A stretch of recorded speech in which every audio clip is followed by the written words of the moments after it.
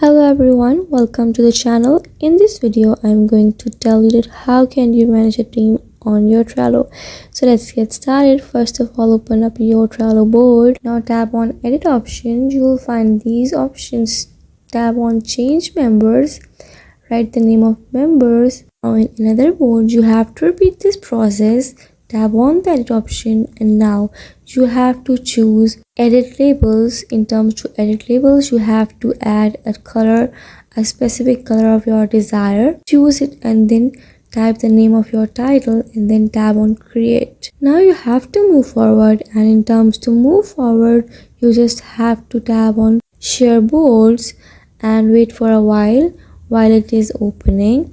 And after the share board is open, as you can see on your screen, you'll find these options. You can share your board's link with anyone. Also, you can join as a member or as an observer.